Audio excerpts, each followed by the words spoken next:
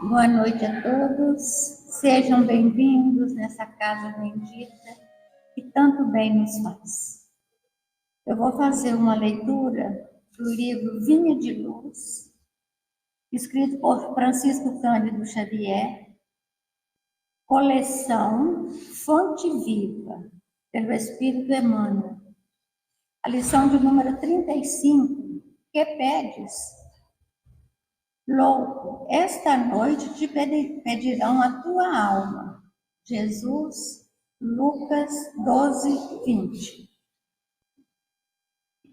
Que pedes à vida, amigo? Os ambiciosos reclamam reservas de milhões.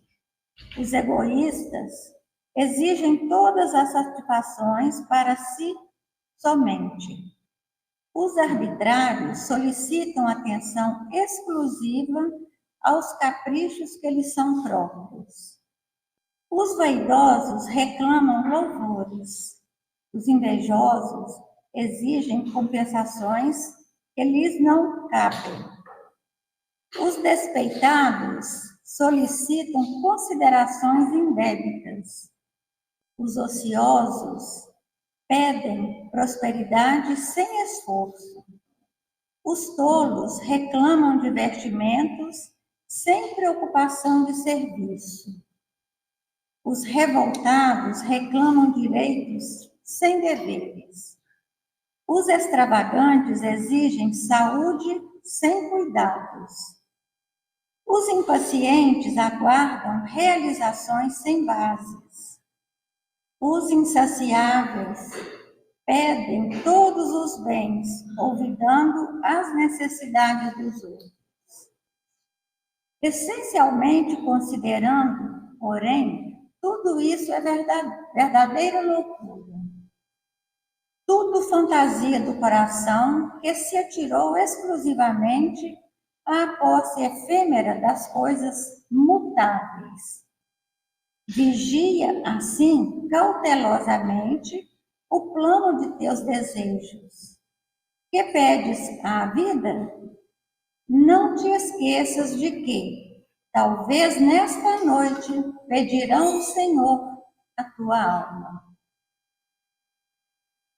Vamos fechar os nossos olhos, elevar os nossos pensamentos, agradecer a Deus por mais essa oportunidade de aqui estarmos, agradecer pelo ano que passou, no qual tivemos tantas coisas boas foram oferecidas. Também sabemos, Senhor, que neste ano que se inicia, temos o dever, o compromisso de cumprir os seus ensinamentos. Também te pedimos, Jesus, pela nossa casa espírita, pelos trabalhadores da nossa casa, por todos que aqui comparecem, também para aprenderem, assim como nós. Pai amoroso, Dr. Bezerra de Menezes, agradecemos e pedimos que no ano que se inicia possamos ter vontade de vencer as nossas dificuldades e pedindo também renovação de energias para que possamos a cada dia termos condições de reconhecer as nossas dificuldades, mas sabendo que nunca estamos sozinhos. Que Deus, na sua infinita misericórdia, envie os seus mensageiros para nos atender, para nos ajudar, para nos socorrer, mesmo quando estamos achando que estamos sozinhos. Nós nunca estamos sozinhos. Deus não desampara seus filhos.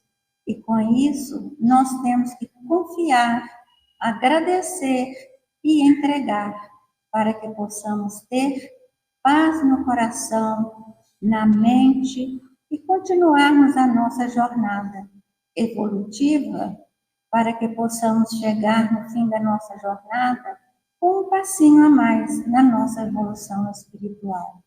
Que assim seja. Nós vamos convidar a nossa companheira de Tarumirim, a Lourdinha, que veio para falar para todos nós e que nós possamos abrir as nossas mentes para guardar tudo que você vai passar para nós, Lourdinha. Seja bem-vinda. Boa noite. Boa noite. Que as reflexões da noite possam ser para todos nós aqui fonte de consolação, de coragem, mas acima de tudo de inspiração. Os ensinamentos que Jesus concedeu a Pedro possa também tocar a consciência de cada um de nós aqui presente.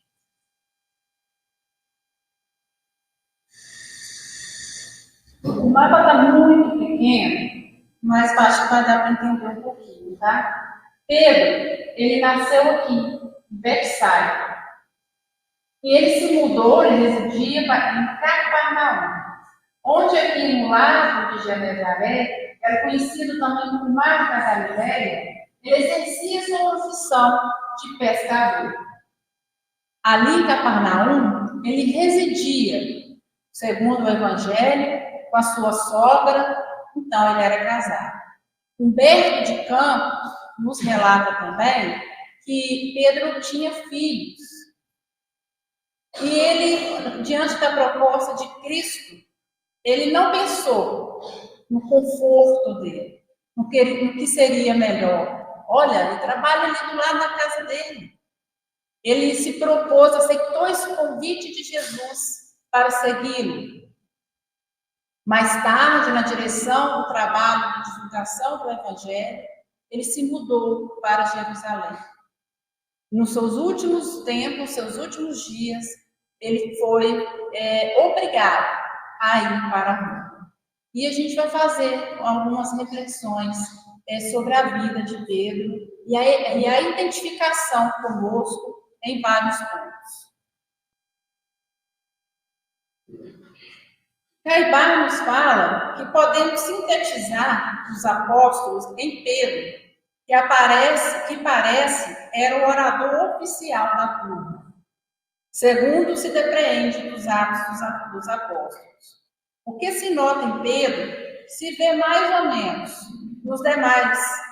Eram homens simples, rústicos, saídos da prévia, filhos do povo. A primeira coisa que a gente questiona eram homens brutos, homens rústicos, pescadores, na maioria. Era o caso de Pedro. Por que Jesus, governador espiritual do planeta, e tinha espíritos também elevadíssimos, espíritos puros à sua disposição no plano espiritual, por que ele contar para a instalação, para a construção do reino de Deus com esses discípulos, que eram imperfeitos como Pedro? Por quê? Porque eu penso que é pelo mesmo motivo que não nos criou perfeitos. Ele nos criou imperfeitos para que o mérito dessa construção fosse de cada um de nós. E assim, tendo discípulos também, a princípio, imperfeitos como a gente, fazia com que nos identificássemos com ele. Quem nunca aqui se identificou com a impulsividade do Pedro? Aquele que quando vê já falou. Então, se a gente analisar cada um dos discípulos, a gente vai percebendo questões, pontos da personalidade, qualidades, defeitos que nós possuímos também. E se eles foram capazes de depurar, de melhorar, nós também somos. Então, eles são para nós fonte de inspiração, como Pedro é. Nenhum mármore existe mais puro e mais formoso do que o do sentimento. E nenhum cinzel é superior ao da boa vontade sincera. Essa foi a resposta de Jesus a Hanã, quando ele já iniciou o seu trabalho apostólico de divulgação ali do reino de Deus. Ele estava próximo ao templo, em Jerusalém. Ele chamou a atenção, uma pessoa diferente ali, com traços formosos, olhar sereno. Hanã chegou perto dele e questionou: o que fazes aqui? E ele falou: eu vim construir o reino de Deus. Ele questionou: mas o que vem a ser isto? Jesus respondeu: é a obra divina no coração do homem. E aí ele, já com ironia, questionou a Jesus: mas com que contas para conseguir isso? Ele respondeu que os colaboradores dele viriam de todas as partes. Hanã, mais uma vez, o indagou com ironia: mas como fará uma obra divina por meio da lama? Não existe estátua perfeita construída com lama. Jesus deu essa resposta para ele: nenhum mármore existe mais puro e mais formoso que o do sentimento. Se a gente pensar na formação do mármore, a gente vê que ele é oriundo do calcário, que passa por uma transformação submetido a altas temperaturas para se transformar no mármore. E se a gente lembrar do que está no Evangelho segundo o Espiritismo, lá nos coloca que no nosso progresso, na nossa evolução, vamos subindo degraus. Primeiro, os instintos, depois sensações, depois sentimento. E o ápice do sentimento é o amor. Por isso ele coloca que não há mármore mais puro e formoso do que o do sentimento. Porque é por meio do amor que vai se fundar a base do reino de Deus. Mas ele coloca o que vem a seguir, que vem aqui depois, nos chama atenção para uma questão que a gente nota muito em Pedro. Desde o primeiro contato com Cristo, quando ele foi convidado a segui-lo, de imediato ele disse sim.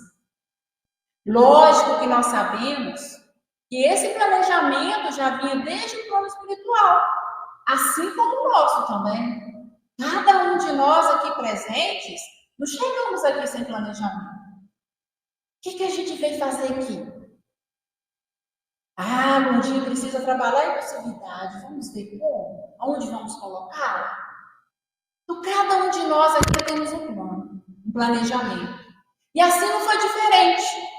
Pedro veio para auxiliar Cristo.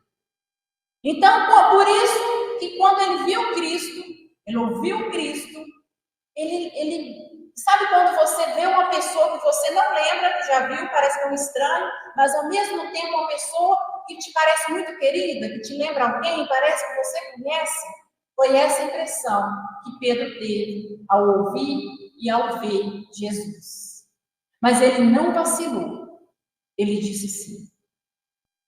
Por isso que Jesus fala que não há cinzel superior ao da boa vontade sincera. E quando ele coloca boa vontade sincera, nos faz pensar em algumas questões. Porque às vezes eu tenho vontades, mas a minha vontade ela é boa. E a minha vontade sendo boa, ela é sincera. Porque nos faz lembrar até quando o Chico falava que a tentação é igual um cachorro correndo atrás de nós. A gente até corre, fica doido querendo que pega. Então não seria uma boa vontade sincera. Porque a boa vontade sincera implica esforço, sacrifício. Que é o que o Pedro fez na sua transição de discípulo até chegar a apóstolo. Fazei-te ao mar alto e lançai as vossas redes para pescar. Jesus, chegando ali à margem do lago, acompanhado por uma multidão, ele subiu ao barco, sentou, pediu que Pedro se afastasse da margem e lançasse a rede. E dali sentado, ele fez a pregação com o povo. A gente pensa em várias coisas nessa passagem. Primeiro a gente pensa, por que ele subiu ao barco se via a multidão atrás dele? Por que ele assentou? Ele sentou ali no barco. Provavelmente para acalmar a multidão. Afastou da multidão para que tivesse calma para ouvir. E o ato de pedir Pedro que se afastasse da margem e atirasse as redes em alto mar, diz muito sobre a gente. Que às vezes a gente não desapega, às vezes a gente não tem condições de seguir, às vezes a gente não tem condições ou não nos esforçamos para seguir as orientações de Cristo, apesar de sermos cristãos.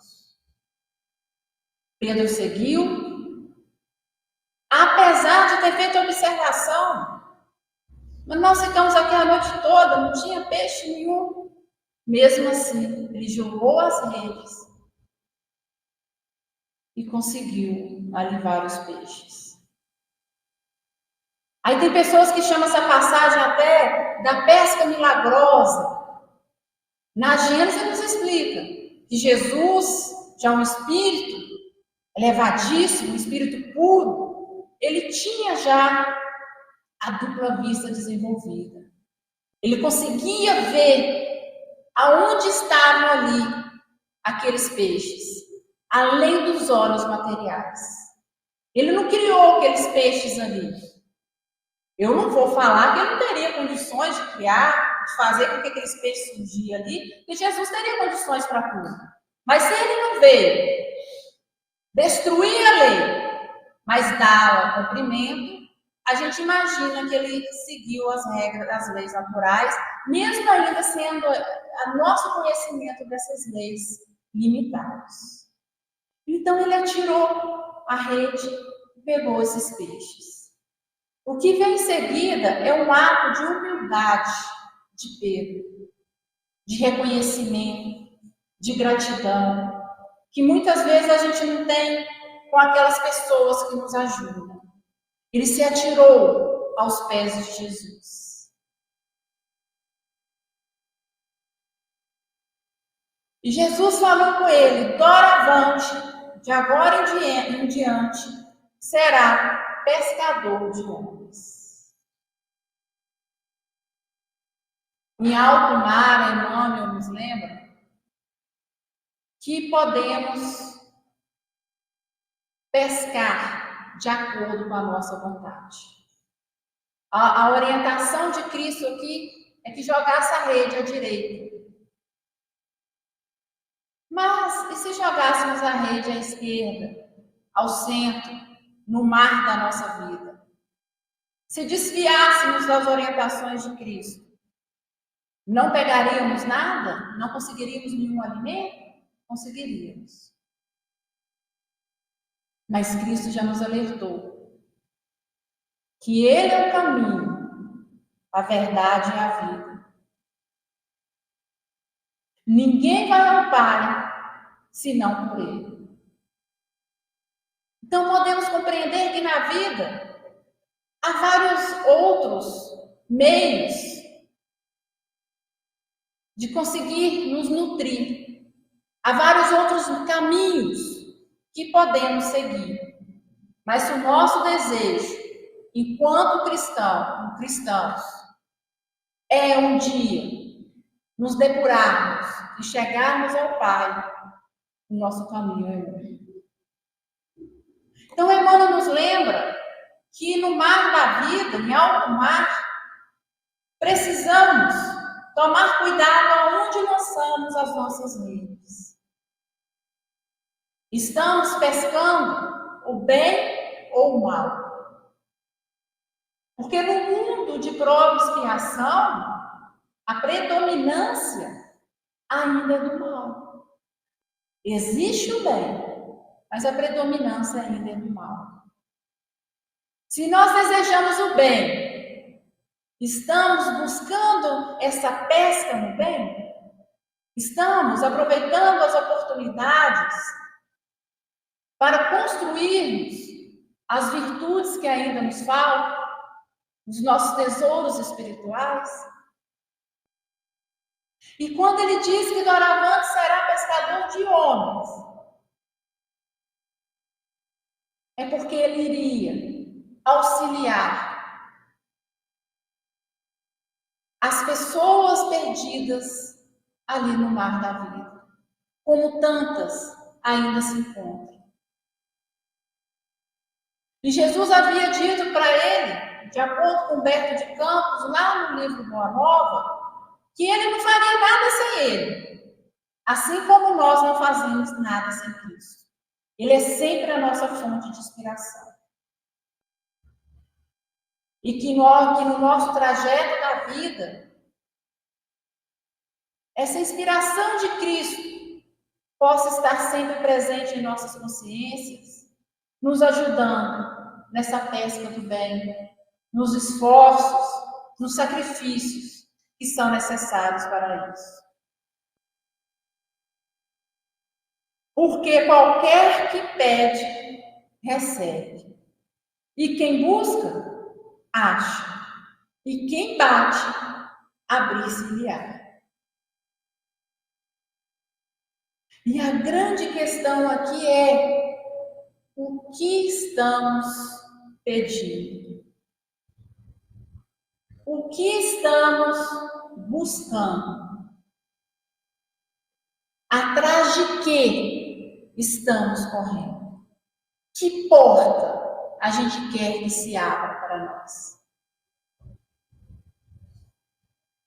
Talvez por isso, a chave que Santo Agostinho coloca para a gente do progresso individual é o autoconhecimento.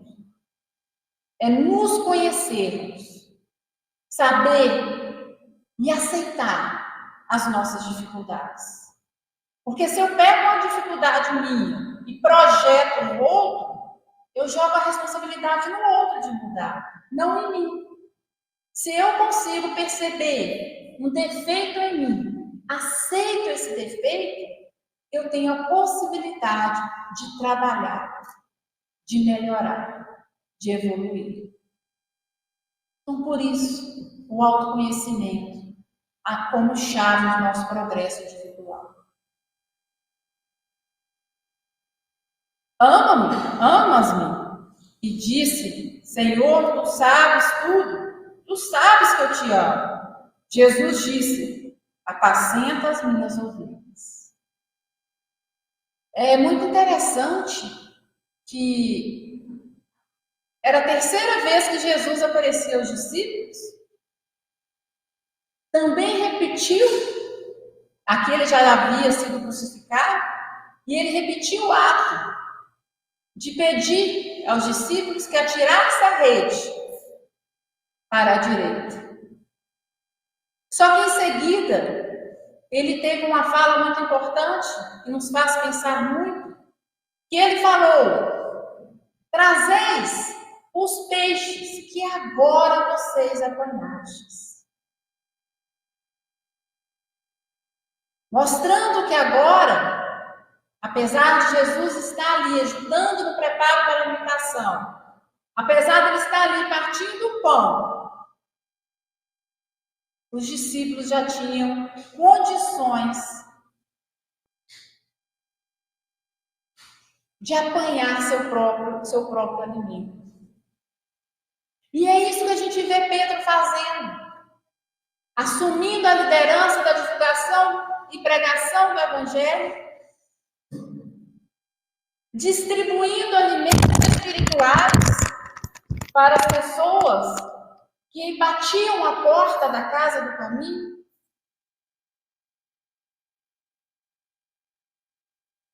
Então, quando diz também que ama-nos, se me ama, apacenta minha ovelha.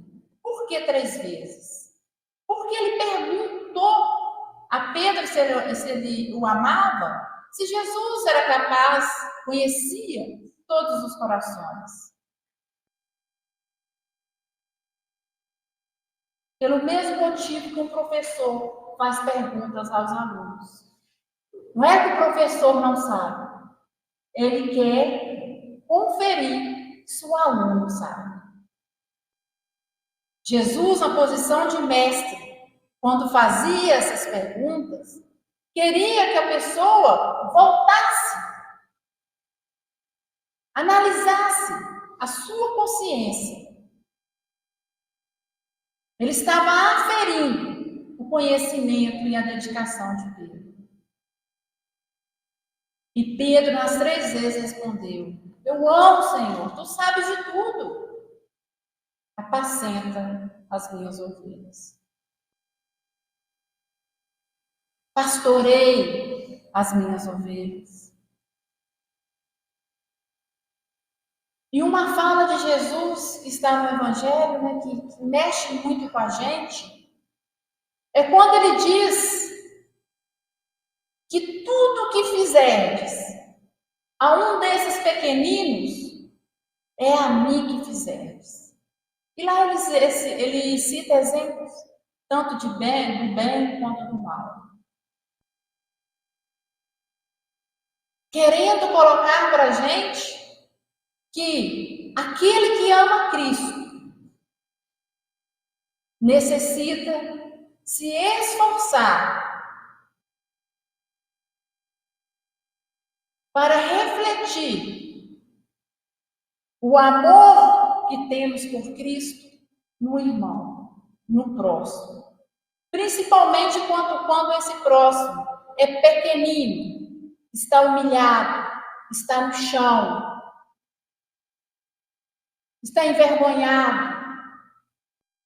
Quando ele caiu por algum erro, por alguma dificuldade. Não é a gente apontar o dedo, como a gente faz de maneira natural, dado ainda a nossa brutalidade. É a gente estender a mão para erguê-los. E ele confiou ali naquele momento a direção do trabalho evangélico a Pedro. Apacenta as minhas ovelhas.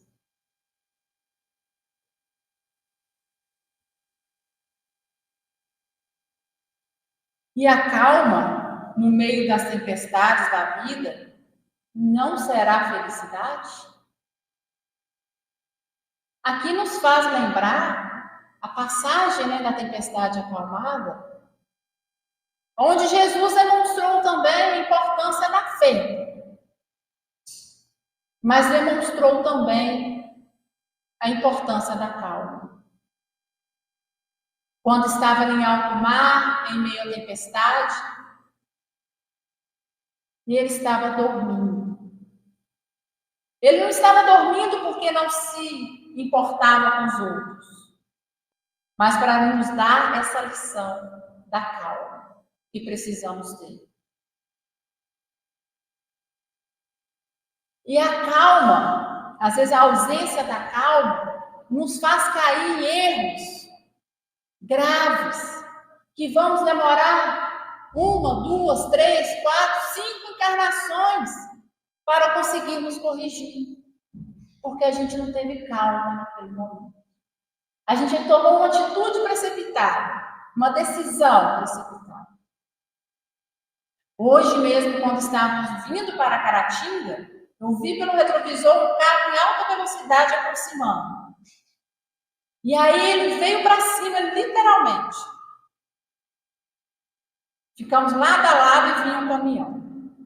Pisei no freio para que ele não me batesse no caminhão. A Fernanda até lembrou, ele ia bater em nós, muito provavelmente.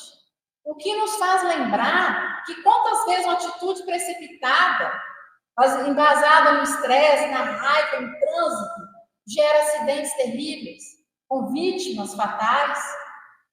Às vezes, pessoas que estão dentro do veículo, pessoas próximas que a gente ama, e a gente não tem esse cuidado, essa calma com essas pessoas. A gente não tem cuidado com o outro que está vindo, às vezes com a sua família no trânsito. Porque eu estou com pressa, porque eu quero passar. Então, a gente acalmar essa tempestade que tem dentro de nós, essas nossas imperfeições, às vezes gritando dentro. Porque a gente não precisa vestir a túnica da perfeição, porque nós não somos perfeitos ainda. O Evangelho segundo o Espiritismo coloca que o verdadeiro espírita, verdadeiro cristão, é aquele que se esforça para domar suas más tendências. Eu saber que por mais que eu tenha vontade de tomar aquela atitude ali naquele momento, eu sei que ela não é a melhor para mim. Eu sei que ela não é a melhor para o outro. E eu vou conseguir ter esse discernimento se eu me aceitar, se eu acalmar, se tiver a calma presente para não piorar a situação. E é isso que a gente vê. Muitas vezes já aconteceu com a gente mesmo. O desespero não nos dá bons conselhos. Às vezes a gente acaba de fazer, a gente consegue acalmar, já percebe que foi um ato errado. Então, manter a calma na vida pode ser também uma fonte de felicidade. E lá no Evangelho segundo o Espiritismo, no capítulo 5, item 23, nos fala dos tormentos voluntários. E lá fala que nós não teremos aqui, nesse mundo de prova e expiação, uma felicidade absoluta. Porque não somos perfeitos. Mas podemos ter uma felicidade relativa. Mas muitas vezes não temos, porque criamos os nossos próprios tormentos. Criamos necessidades embasadas em ilusão.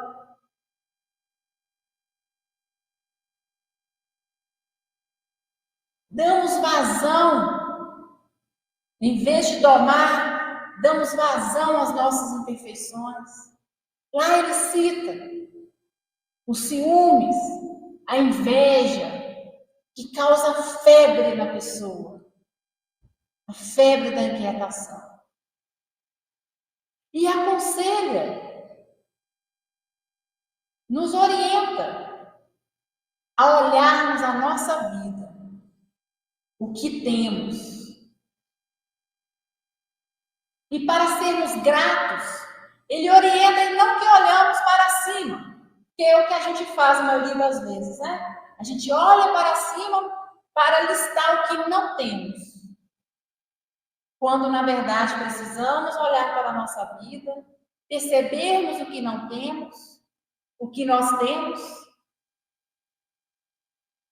e sabermos que tudo na vida é um processo. Se hoje eu não tenho, eu posso construir. Quantas vezes o orgulho leva a pessoa a abrir mão dos verdadeiros valores que são os espirituais por causa de uma ilusão material?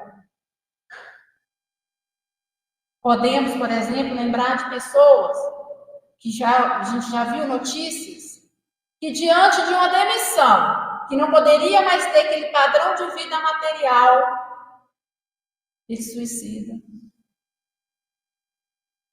Então, ele diz para a gente que os tormentos voluntários, nós criamos tormentos porque criamos necessidades embasadas em ilusão.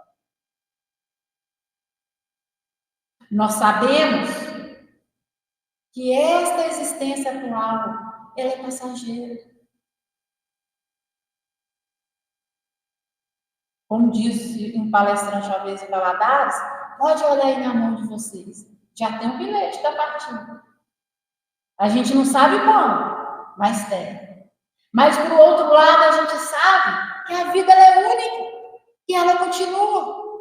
E são os tesouros que eu levo, são os espirituais, não são os materiais.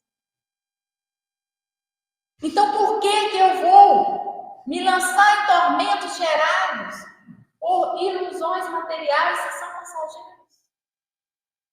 Por que não fixar, começar a olhar para a necessidade nossa que temos? E muitas vezes muito grande, aliás, muitas vezes não, sempre muito grande, dessa evolução espiritual. Não crie situações, aproveite as oportunidades. Essa é uma fala que está no livro Paulo Estevam. Às vezes eu já até falei aqui outras vezes, porque eu me identifiquei muito. Porque nós buscamos meios de criar situações para satisfazer as nossas verdades, os nossos desejos, muitas vezes sendo impulsionadas pelas nossas imperfeições. Então, o conselho que Jesus deu a Pedro, que depois Pedro deu a Paulo, foi: não crie situações, aproveite as oportunidades. A gente teve uma lição muito grande disso quando Paulo ficou nervoso, porque ele achou que lá na igreja, nas pregações, estavam levando muitos costumes dos judeus ali, considerando muito. E os gentios? Eles seriam constrangidos a seguir ritos. Só que Paulo, ele não colocou isso para Pedro em particular. Ele colocou isso para Pedro na assembleia, composta por judeus, por gentios. Qual lado Pedro tomaria? Implicaria uma divisão. Pedro teve calma, pensou em Cristo, e ali, quando ele pensou em Cristo, é como se a cruz tivesse ampliado. E ele percebeu que a cruz é um equilíbrio perfeito. E aí ele começou a pensar em Tiago, com a defesa de costumes dos judeus, e Paulo, com os gentios. E aí ele pensou o evangelho para todos. A assembleia toda olhando para Pedro, ele tinha que se posicionar. Ele levantou e falou para todos: bem sabeis que eu tenho errado muito neste mundo. Se eu errei aqui em Antioquia, eu peço que me desculpem. Eu vou me esforçar para melhorar. E seria ali, aquele dia, o Pedro responsável pela pregação da noite. O que o Pedro fez? Paulo, faça a pregação para nós. Aí Paulo teve que se recompor, né? Veio para fazer a leitura do Evangelho e a pregação. Pedro fez naquele momento, harmonizou o ambiente. E ali Emmanuel nos relata que foi um grande perigo, representou um perigo imenso,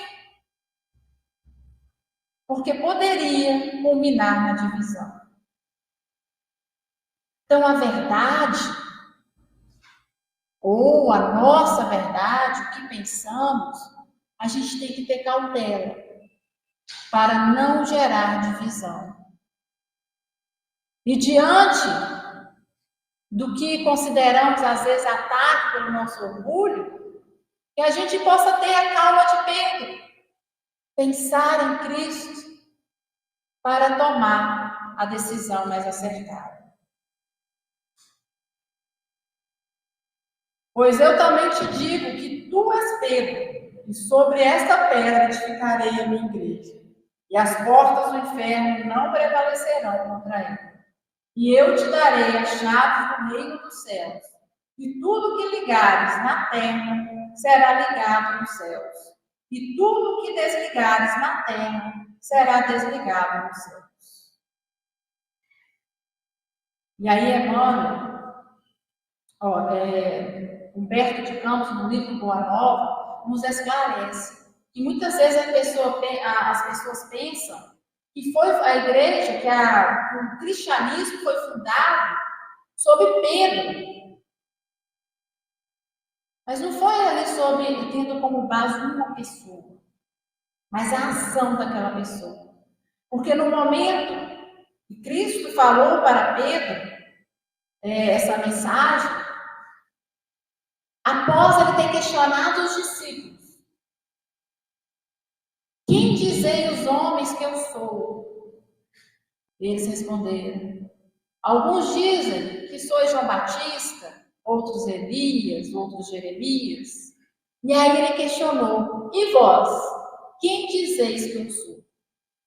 Pedro respondeu, tu és Cristo, Filho do Deus vivo. E aí ele falou isso aqui para Pedro. Sobre esta pedra edificarei a minha igreja. Que pedra? Muitos entendem que é Pedro. Aí Humberto de Campos nos esclarece. Bendito sejas, pois começas a edificar no Espírito a fonte da fé viva. Sobre essa fé edificarei a minha doutrina de paz e esperança, porque contra ela jamais prevalecerão os enganos desastrosos do mundo. Então, a doutrina é embasada na fé viva. E o que vem a ser essa fé viva? É a fé em movimento. É a fé embasada em obras, em transformações. Tiago nos coloca que a fé sem obras é morta com si mesmo. Então, a fé viva, ela exige as obras.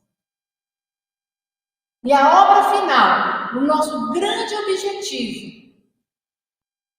é a construção do amor em nossos corações.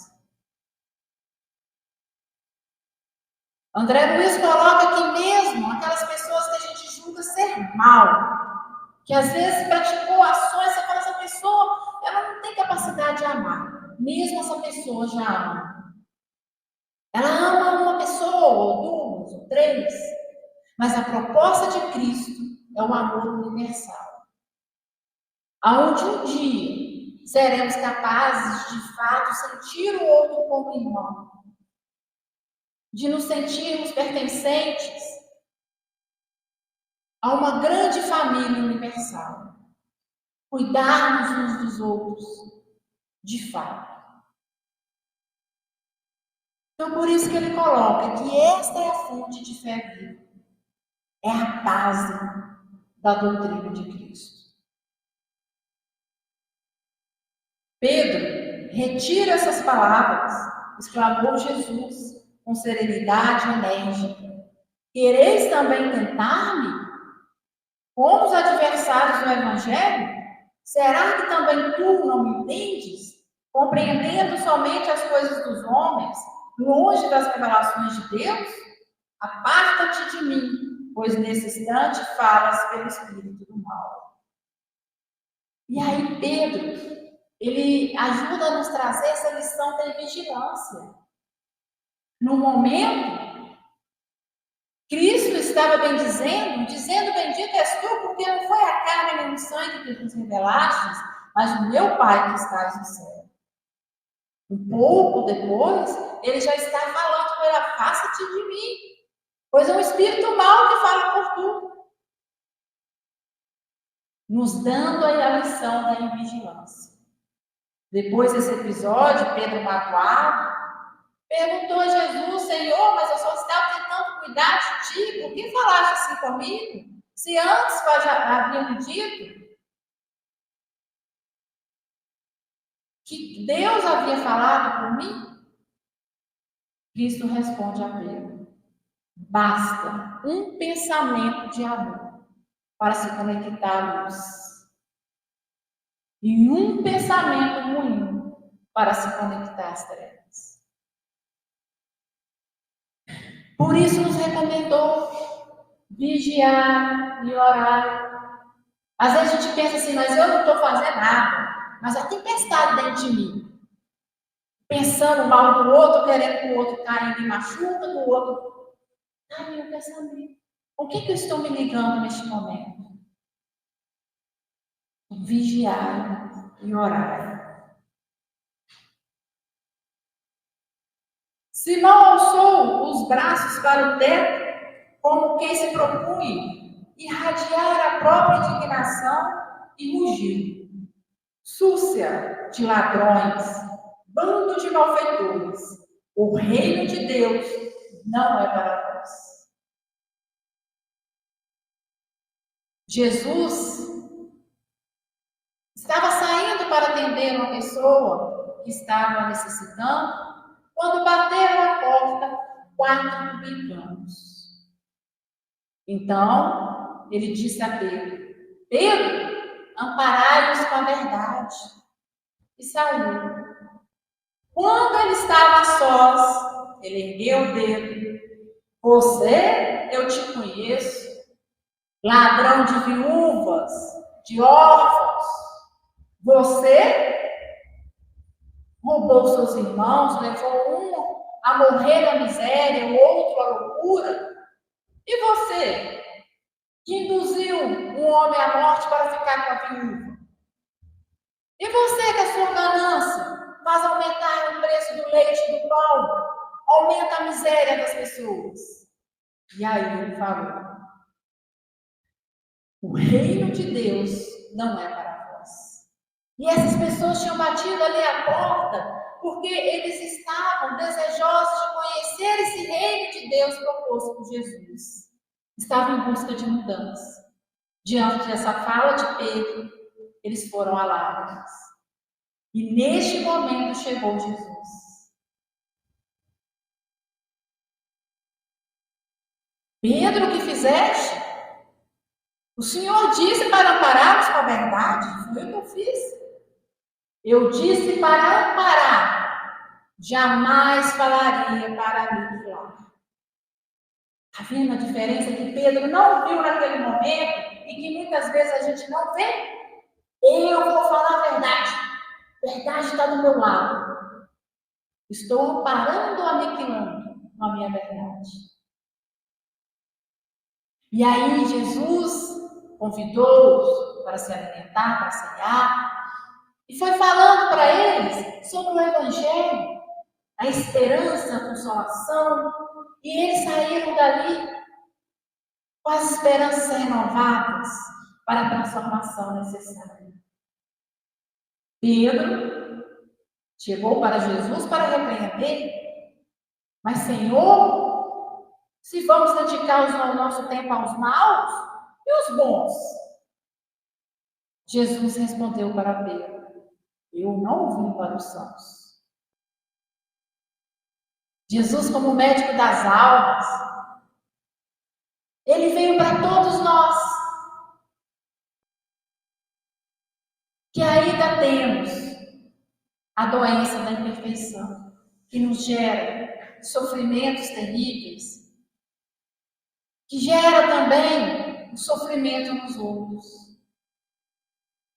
Por isso ele veio para nós, porque não somos perfeitos, não somos sãos. E o mundo é um grande hospital, aonde cada um de nós podemos amparar aqueles que estão em situações piores. Às vezes eu estou sendo amparada ali pela Fernanda numa situação, mas eu já tenho condições de amparar a uma em outra. É até uma forma de ter gratidão com o que eu recebo de Cristo. Porque a gente lembra. Tudo que fizestes a um desses pequeninos é a mim que fazeis. Não estamos buscando fazer o nosso melhor na relação com o outro? E lembrando que é esse trabalho de cooperação que vai nos transformar, que vai nos levar a esse progresso que tanto almejamos, mas muitas vezes não nos colocamos nessa seara da transformação. Simão, não queira ser melhor que os teus irmãos de apostolado, em nenhuma circunstância da vida. Em verdade, assevero-te que sem o meu auxílio não participarás com o meu espírito das alegrias supremas da redenção. Isso aqui também, essa lição a Pedro, é também uma lição a nós. Não queremos, não podemos desejar, muitas vezes nós queremos sim, né? Ser melhor que o outro. Mas que não tomemos essa posição. No reino de Deus, o último será o primeiro. Aquele que quer ser o maior deve servir a todos, deve ser útil a todos. Então, quando Pedro, naquela cerimônia ali de lava-pés, se recusou, falou: Jesus, o Senhor não vai lavar meus pés? Esses aí, ó, são ingratos, são pessoas duras, te tratando como um escravo. Jesus respondeu para ele: não queira ser melhor. Nada pode sem meu auxílio.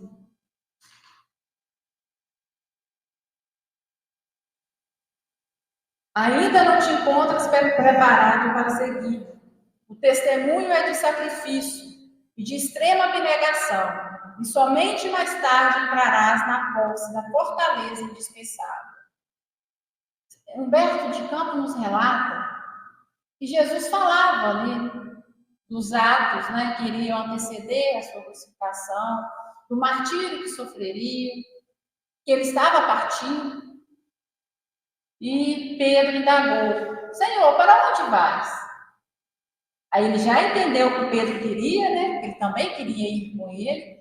Ele disse: não estás preparado, não é o momento. Porque ele ainda vai e coloca aqui: mais tarde, somente mais tarde, entrará na posse da fortaleza indispensável. E o que se segue é que ele avisa a Pedro que o galo não cantaria antes que ele o negasse 3 vezes. E Pedro ali falou: não, Senhor. Na terceira vez que ele negou o Cristo, o galo cantou. Como a despertá-lo para um ensino fundamental na nossa vida, no desenvolvimento da nossa capacidade de tolerância e na construção do amor para com o outro. Pedro aprendeu naquela noite da negação, onde já imerso nas suas lágrimas, ao remorso, ele lembrou da lição de Cristo. Pedro, o homem do mundo é mais frágil do que perverso. O homem ainda materializado, apegado a seus instintos, às sensações, é mais frágil do que perverso.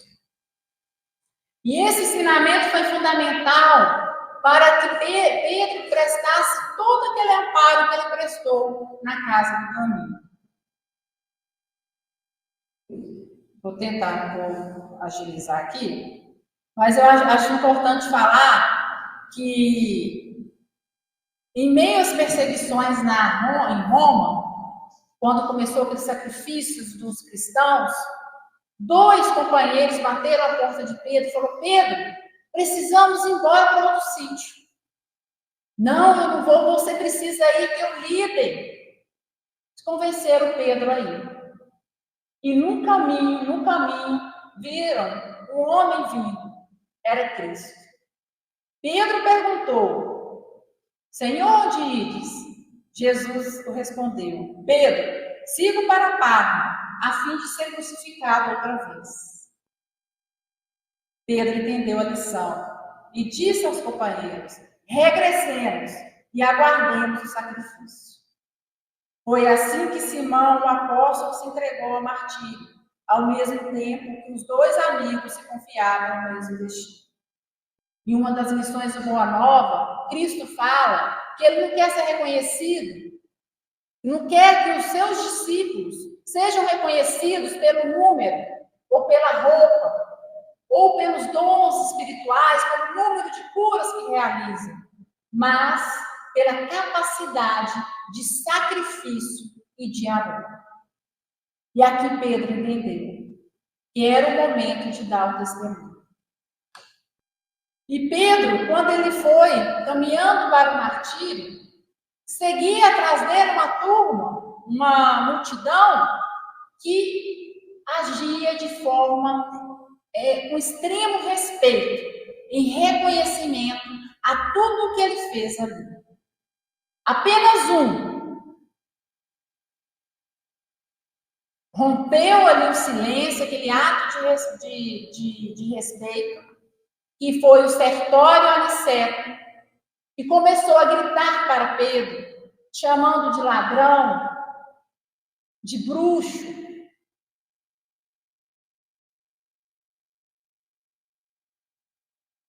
E Pedro já na cruz, ele conseguiu ter uma atitude mental que nós ainda não temos, que ali Pedro já tinha passado por toda uma transformação. Ele conseguiu ali focar nos melhores momentos da sua vida, quando estava no mar da Galileia pescando, envolto na companhia de Cristo, e ali ele nem percebia aqueles insultos.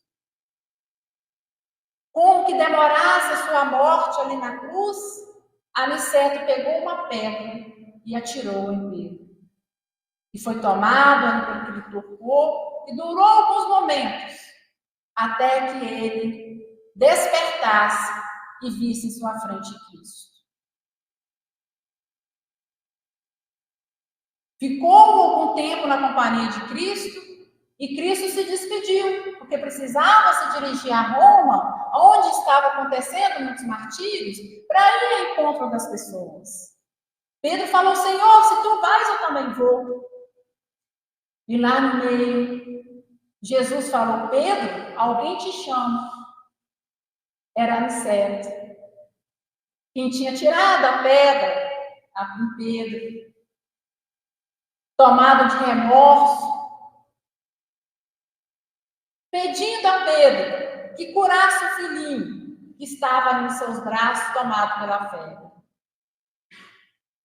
Pedro estendeu a mão e realizou a cura. Amparado por Cristo. Glória a Deus nas alturas, paz na terra e boa vontade para com os homens. Foi o que Aniceto começou a cantar. Para o rude legionário de César, começava a nova vida. E para Simão Pedro, o serviço continuou. Que é uma lição que traz para a gente essa necessidade de amparar o outro em vez de julgar. Porque o outro também precisa desse suporte na transformação dele, assim como nós necessitamos também. Para finalizar, a casa do caminho, uma construção que Pedro fez ali para amparar os necessitados, também é um convite para nós mudarmos a nossa casa mental, a nossa atitude mental no decorrer do caminho da vida.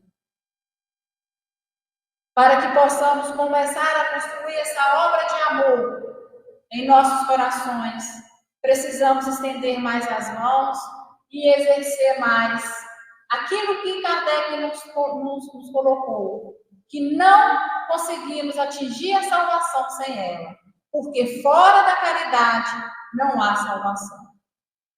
E a caridade é o amor em movimento.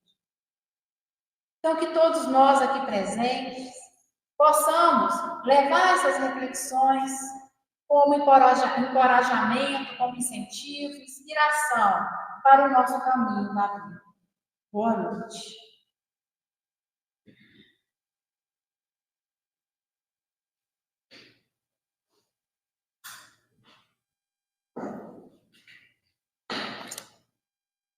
Que bom recordar Pedro, esse irmão muito parecido com a gente, nas suas quedas, nas suas dificuldades.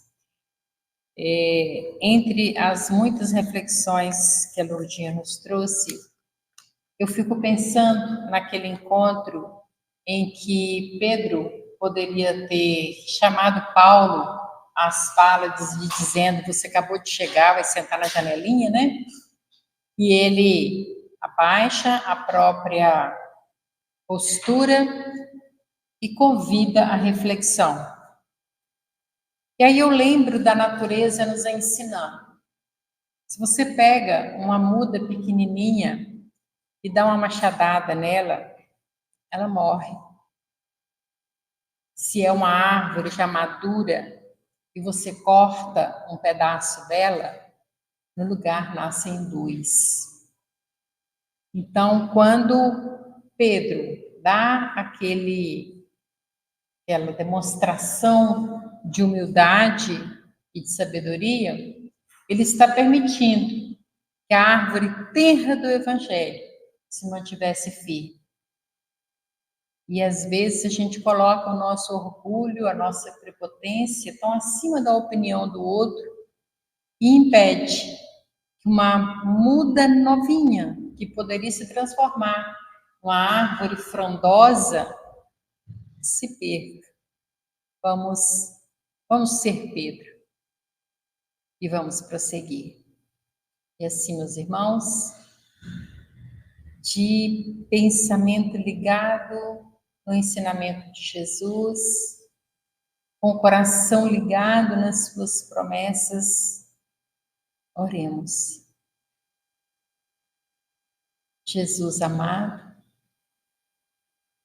pode passar muito tempo ainda e as suas lições continuarão atuais e as suas palavras continuarão a ser consolo, especialmente nas horas das nossas provações. Ajuda-nos, Senhor, a ser a sua voz quando ouvirmos o lamento de um irmão nosso. Ajuda-nos a ser as suas mãos para levantar o caído onde ele estiver. E ajuda-nos a ser luz para manter a chama acesa da sua doutrina de amor e paz. E nessa casa, que é puro amor, possamos ser o combustível que manterá acesa a chama. Permite, amoroso amigo, que todos nós recebamos as doces vibrações que vêm do alto, nesse instante, nos curando e nos harmonizando. Graças te damos, hoje e sempre. Assim seja.